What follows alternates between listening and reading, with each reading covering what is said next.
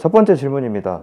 HPV 검사에서 저위험군이 나왔었는데 2년 뒤에 재검사 해보니까 저위험군은 사라지고 고위험군이 나왔어요. 저위험군이 고위험군으로 발전한 걸까요?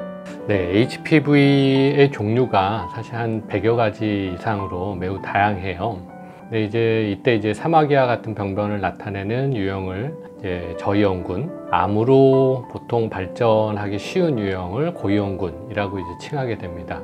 이 질문 같은 경우에는 저위험군 사마귀 바이러스는 사라졌는데 어떤 다른 경로를 통해서 고위험군 바이러스가 다시 침투한 것으로 판단해야 될 것 같습니다. 네, 알겠습니다. 자, 두 번째 질문입니다. 과거에 가지고 있던 HPV가 자연 소멸되었다가 면역력이 떨어지면 다시 재발하기도 하나요? 그리고 바이러스를 10년 넘게 보유할 수도 있나요? 물론 면역력이 좋아지게 되면 바이러스는 소멸하게 됩니다. 대부분의 사람들이 면역력을 갖고 있기 때문에 그런 자연 소멸이 일어나게 되겠죠. 근데 반대로 면역력이 떨어져 있게 되게 되면 아무래도 다 소멸이 되었다가도 다른 경로를 통해서 또 재감염되거나 재침투해서 재발할 수가 있겠죠. 이 자궁경부 이형성증 같은 이런 암으로 발전할 수 있는 고위험군 유형의 경우에는 오랜 기간 동안 보유할 수는 있습니다. 그래서 증상에 따라서 10년 넘게 보유할 수도 있고 또 그 이상 진행이 되다 보면 암이 조금씩 유발될 수도 있겠죠.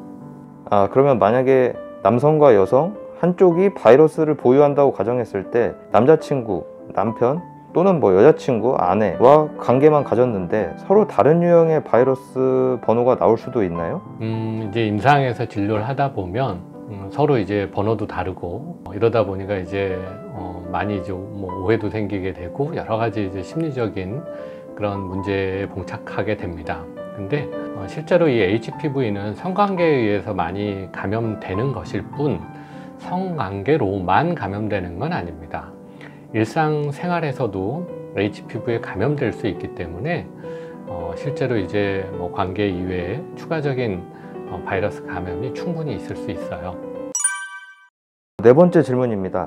애인과 서로 HPV에 감염되었다는 사실을 알았어요. 그래서 함께 가다시를 1차 접종했습니다. 바이러스 재검사하여서 소멸된 것이 확인될 때까지는 관계는 하면 안 될까요? 네, 일단은 조금 질문의 내용에서 조금은 조절할 것이 하나 있습니다. 감염 사실을 보통 확인하고 감염이라는 것이 감염이 됐다라는 것을 확인하게 되면 그 다음에 보통 자궁경부암 예방접종을 맞으시게 돼요. 그런데 사실 이 자궁경부암 예방접종은 이미 감염된 바이러스에 대한 치료 효과를 갖는 건 아닙니다. 바이러스 재검사 후에 양성 반응이 나올 확률도 있기 때문에 우선은 바이러스가 없어졌다는 것을 확인하고 이후에 자연스러운 관계 생활을 하시면 될 것 같습니다. 네, 다섯 번째 질문입니다. 서로 상대방과의 성관계가 처음인데요. HPV가 발생될 수가 있나요? 이와 비슷한 질문으로 저는 상대방이 처음인데 상대방은 처음은 아니거든요. 근데 관계 후에 HPV에 감염이 되었다면 상대방의 과거가 좀 의심이 됩니다. 약간 이런 건 어떻게 보면 좋을까요? 네, 많이들 질문을 하시죠. 전혀 HPV와 접촉이 없었고 관계 이외에도 일상생활에서도 마주칠 일, 그러니까 바이러스와 접촉할 일이 없었다 그런다면 당연히 HPV가 발견될 수는 없습니다. 그렇지만 아까 질문에서도 말씀드렸듯이 성접촉이나 성관계에 의해서 전염되는 것은 맞지만 그것이 전부는 아니거든요. 그래서 경험이 전무하다 하여도 일상적인 생활 속에서 감염이 가능하기 때문에 HPV가 감염될 수 있습니다.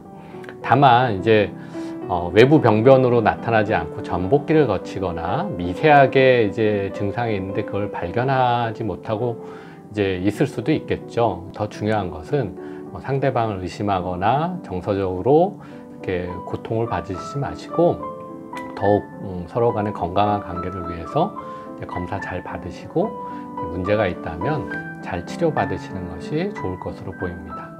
여섯 번째 질문입니다. 면역 치료를 하면 바이러스 말고 병변 같은 것들도 자연적으로 없어지는 건가요? 물론입니다. 바이러스를 없애기 위한 면역 치료는 바이러스가 소멸됨으로 인해서 바이러스가 만들어 놓은 병변 또한 자연스럽게 소멸되게 합니다. 네, 마지막 질문입니다.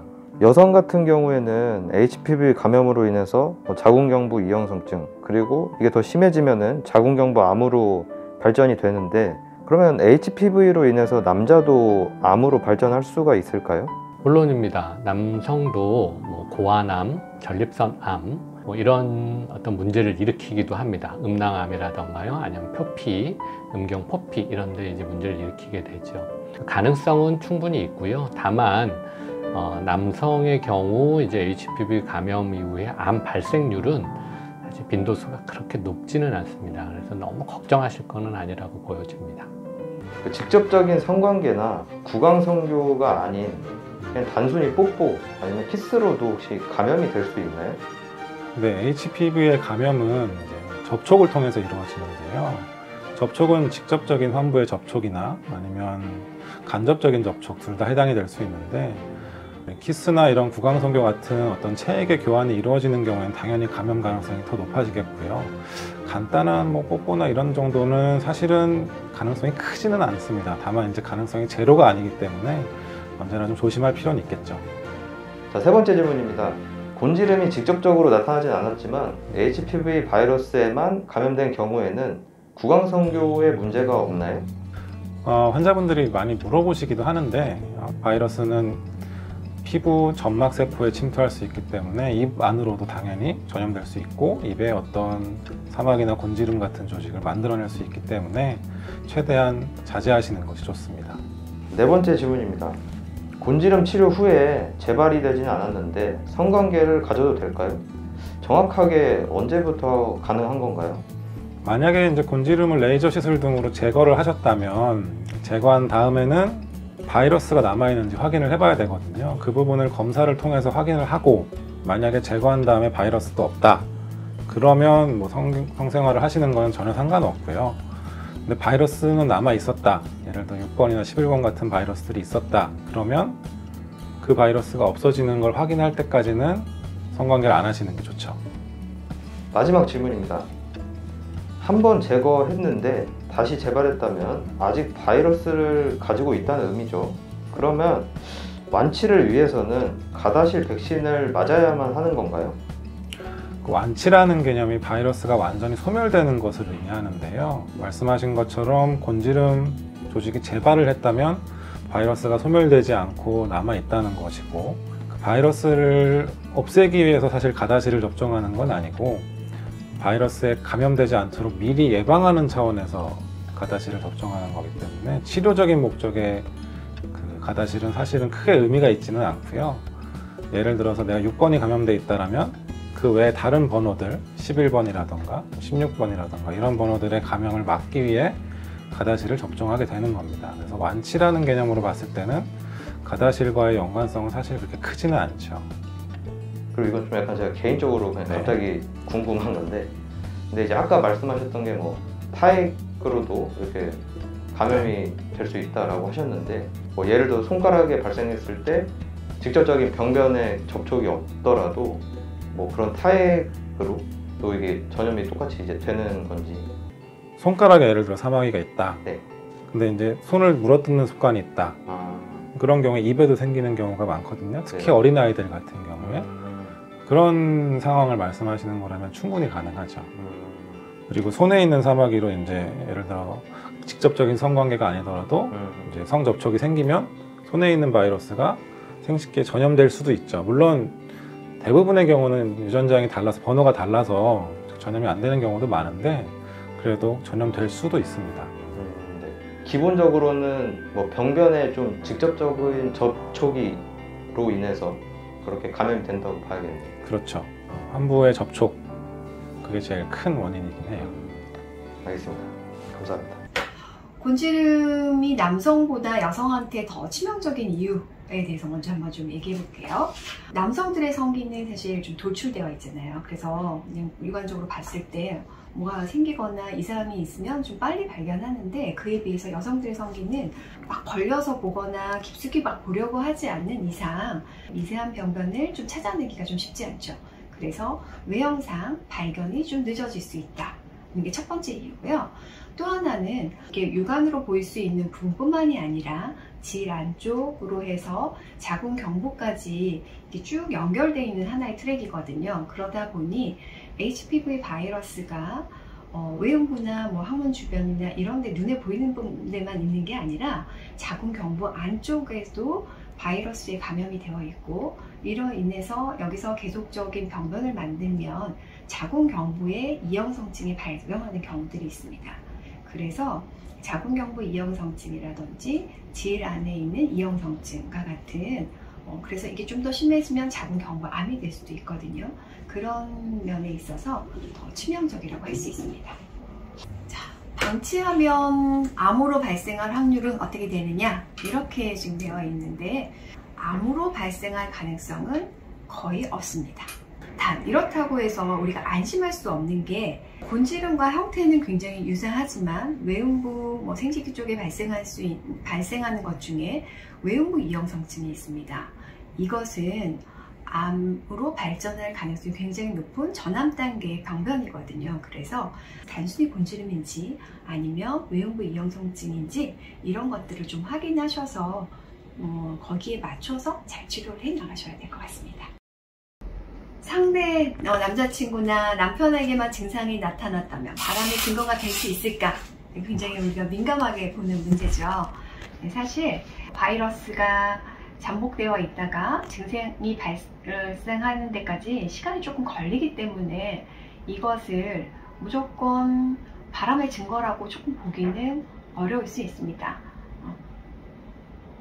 저희 쪽에서 질문 한 가지 드릴 건데, 발생 원인이 HPV로 같으니까 곤지름이 만약에 있으면 자궁경부 이형성증도 같이 좀 의심을 해볼 수가 있을까요? 네. 곤지름으로 원하시는 분들한테 그 자궁경부 이형성증이나 혹시 외음부 이형성증, 질의 이형성증이 있지 않는지 좀 유심히 살펴보는 편인데요. 곤지름 증상만 있는 상태고 자궁경부암 검사에서는 특별히 이상이 없다고 얘기하셨던 분들 중에서도 이게 좀 추적 검사를 하고 좀 자세히 보면 자궁경부에 이상이 발견되는 경우들이 종종 있기 때문에 곤지름이 있으시다면 자궁경부암 검사 한 번 더 체크하셔서 병변을 조기에 발견할 필요가 있습니다. 한 가지 질문 더 드릴 건데, 만약에 곤지름과 자궁경부 이형성증이 둘 다 발생했을 때 같이 좀 치료가 가능할까요? 물론입니다. 이 HPV 바이러스가 생식기 쪽에 감염이 되어 있는 경우에 곤지름과 자궁경부 안쪽에 있는 이형성증, 이걸 동시에 치료를 하게 되면 같이 포커스를 맞춰서 치료하기 때문에 바이러스가 소실이 되고 나면 곤지름도 소실되고 자궁경부 이형성증도 정상으로 회복되는 걸 볼 수 있습니다.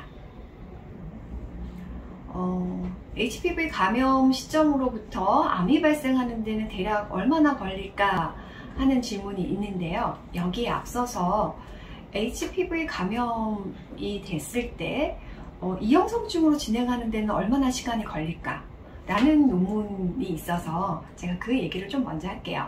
이건 중국에서 2010년도에서부터 2017년도까지 한 10만 명 이상의 굉장히 대단히 환자들을 이렇게 검사를 하면서 1년에 한 1회에서 3회까지 추적 검사를 했던 이 코호트 연구 결과인데요. 여기에서 보면 무증상이고 바이러스도 감염이 되지 않았던 그런 환자들 중에서 바이러스가 이제 발견이 되고 이때부터 이형성증이 걸리는 시간을 추적을 계속 한 거예요. 그래서 봤더니 제가 생각했던 것보다 조금 빠른 시간 안에 이형성증이 발생했는데, 이형성증으로 진행하는 데 걸렸던 시간은 24개월 이내에 이형성증이 발생했던 경우가 70%였습니다. 상당히 높은 비율이어서 조금 놀랐었는데, 이때 HPV 감염은 주로 고위험군 바이러스에 대해서만 일단 조사를 한 거기 때문에 고위험군 바이러스에 감염이 되고 짧은 기간 안에 많은 환자들이 이형성증 진행한 걸 볼 수 있었습니다. 그러면 이제 다음으로 암에 걸리는 데는 얼마나 걸리느냐? 우리가 이렇게 얘기를 했을 때 보통 암이 발생하는 데는 바이러스에 감염이 되고 짧게는 7년에서부터 길게는 15년까지 굉장히 연구자에 따라서 굉장히 좀 다양하게 나오기는 하는데 어쨌든 굉장히 오랜 시간 동안 암으로 진행하는데 오랜 시간이 걸리는 걸로 나와 있습니다. 제가 치료했던 환자 중에 되게 기억에 남는 환자분은 저한테 오실 때 CIN 2단계 진단을 받고 오셨어요.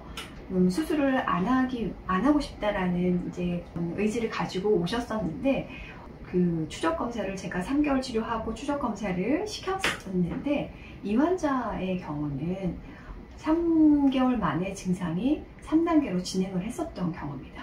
그럼 이 환자를 제가 수술을 안 하겠다고 하는 환자를 굉장히 적극적으로 조직검사나 모든 검사를 계속 팔로우를 했던 이유는 이 환자가 저한테 내원하기 직전에 3개월 전에 검사했을 때는 CIN 1단계 진단을 받았었고 3개월 만에 갔더니 2단계로 진행을 한 상황이었기 때문에 제가 치료를 한다고 하더라도 면역이 올라가는 거에 비해서 바이러스의 힘이 굉장히 센 상황이라고 판단이 되었기 때문에 수술을 병행해서 치료를 했던 경험이 있습니다. 지금까지 제가 쭉 굉장히 많은 환자들을 치료하면서 우리가 치료하는 그 면역을 키워서 진행하는 거에 비해서 더 빨리 진행할 수 있는 경우를 경험했기 때문에 그냥 무조건 다 수술을 안 해도 됩니다 라든지 무조건 다 없어집니다 이런 말씀은 잘 안 드리는 편이죠. 그래서 그 환자분은 수술이랑 같이 병행을 해서 최종적으로는 어떻게 되셨나요? 최종적으로는 다 완벽하게 바이러스 모두 다 소실이 되셨고 괜찮아지셨습니다. 원추절제술 언제 해야 하는가 이런 거죠. 고위험군 병변이 있어서 조직검사를 했을 때 고등급 병변이 나오는 경우입니다. 2단계거나 3단계 이상에서는 원추절제술을 권유를 하게 되고요. 그리고 또 하나는 고위험군 바이러스에 지속적으로 노출돼서 단계는 1단계밖에 되지는 않지만 폐경기 여성들에 있어서는 수술을 권유하는 경우도 종종 있습니다. 간혹 그 유튜브 댓글에 CIN 1단계에서도 원추절제술을 권유를 받았다. 근데 이거를 진행을 해야 되냐? 약간 이런 질문들도 있으시거든요. 혹시 이거에 대해서 어떻게 생각하실까요? 저는 일단 그분의 연령과 그분의 면역 상태 그리고 그분의 바이러스 유전자형이 고위험군 바이러스가 어떤 거냐 이런 것들을 좀 종합적으로 봐야 할 필요가 있다는 생각을 가지고 있고요. 폐경 이후여서 출산할 그 가능성이 거의 없으신 분이라든지 그런 분들 중에서도 16번 바이러스가 지속적으로 벌써 감염돼서 굉장히 오랫동안 있었다든지 이런 경우 아니면 1단계에서 원추절제술 얘기가 나오는 건 조금 과하다는 생각을 가지고 있습니다. 이형성증이 있는 상태에서 출산을 하게 되면 아이한테 이 HPV가 전염이 되는가? HPV 감염자의 한 20% 정도에서 태아가 바이러스에 감염된 채로 태어난다라고 볼 수 있죠. 그러면 이 바이러스의 감염으로 인해서 태아에게 바이러스가 감염될 확률은 5분의 1 정도라는 겁니다. 추가로 더 궁금하신 점이 있으면 댓글 남겨주세요. 확인 후에 성실하게 답변 드리도록 하겠습니다. 그럼 다음 영상에서 뵙겠습니다. 감사합니다.